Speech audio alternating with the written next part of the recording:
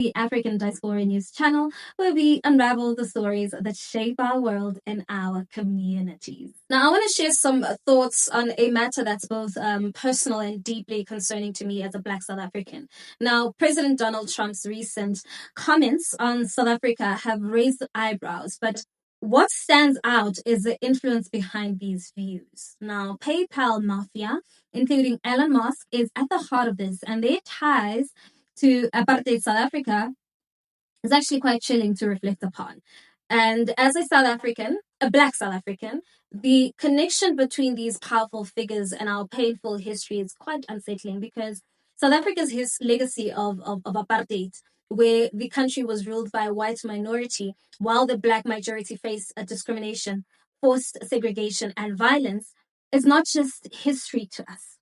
It's a reality that continues to shape our daily lives. And to hear these men, right, many of whom grew up in South Africa, lean into a narrative that distorts the horrors of apartheid and reimagines it as something that white South Africans suffered from, it's frankly a slap in the face.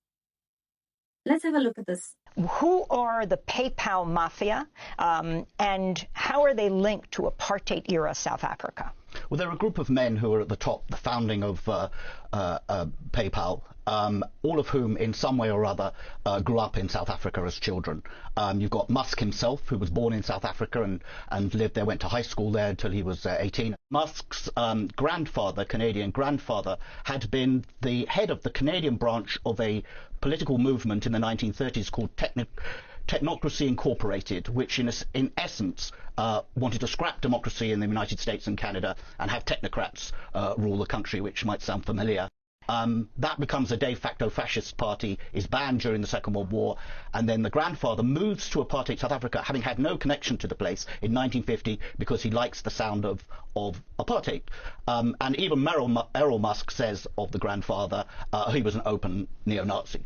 You've got Peter Thiel, who was a co-founder with Musk of PayPal. Thiel was born in Germany, but brought to South Africa as a young child. His father was a mining engineer, lived in Johannesburg, and then moved to Southwest Africa, which was then a South African colony, is now Namibia.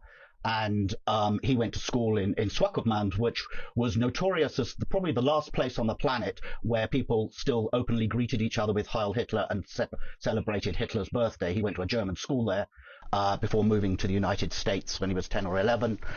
You've got David Sachs, who was born in Cape Town. He's big in PayPal and is now Trump's AI and crypto czar. He moved to Tennessee as a relatively young child, but grew up in the white South African diaspora there. And you've got Roelof Botha, the grandson of Pik Botha, the last foreign minister of apartheid South Africa. He was the acceptable face of apartheid. You'll remember he used to run around the United States trying to put a gloss on how they were reforming things and that everything was getting better. So you see those four key people at the top of PayPal, and they all have this, very intimate connection to South Africa. Now, Elon Musk has become a central figure in these recent political conversation. And as Chris McCreel, who is a former Guardian correspondent, pointed out, he said Musk and others like Peter Thiel and David Sachs were not just investors of business tycoons, they were actually children in apartheid South Africa influenced by that system. But let's not sugarcoat this, right? Musk's family, particularly his father Errol, has been outspoken about his past, even expressing support for apartheid and their admiration for the Afrikaner government, right? So Musk's upbringing is not just about wealth, it's wrapped in a history of white supremacy. Her parents, by the way, were very fanatical in favor of apartheid. This is quite interesting. Her parents came to South Africa from Canada because they sympathized with the Afrikaner government. They used to support Hitler and all that sort of stuff. But they didn't know, obviously, I don't think they knew what the Nazis were doing.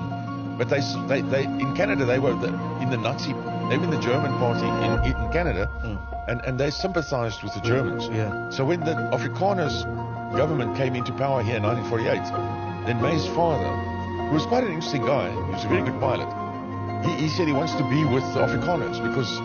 When you hear Errol Musk say things like they sympathize with Afrikaner government or openly actually express admiration for apartheid, it makes you wonder, are we still dealing with the remnants of that ideology in our modern day conversations?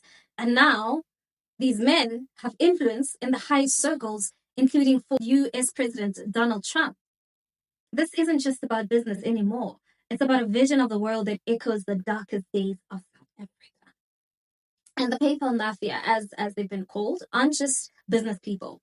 They are now pushing an agenda that threatens to reshape global politics and framing white South Africans as victims of white genocide, which we all know is far from the truth.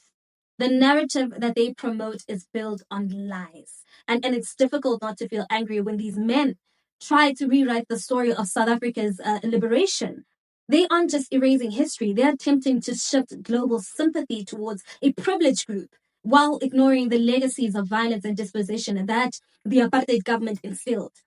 And now, with figures like Musk and Thiel gaining political leverage, their dangerous ideologies are being legitimized. And I don't know about you, but for me, this sounds like a mockery. These men were not victims of apartheid. Their ancestors helped build and maintain that oppressive system. And even the unsettling image of Elon Musk making a Nazi-like salute at Trump's rally is another piece of this troubling puzzle, because Chris pointed out that while Musk tried to deny the obvious, it was clear to everyone what he was signaling. And this is a man with a history deeply tied to right-wing white supremacist ideologies, whether he wants to admit it or not. And it's incredibly disturbing to think that someone like in Elon Musk's position, someone who demands so much influence, would publicly flirt with these dark symbols. It's a reminder that these ideologies, once confined to fringes, are creeping back into the mainstream. And for those of us in South Africa whose grandparents lived through the horrors of apartheid, this should serve as a wake-up call.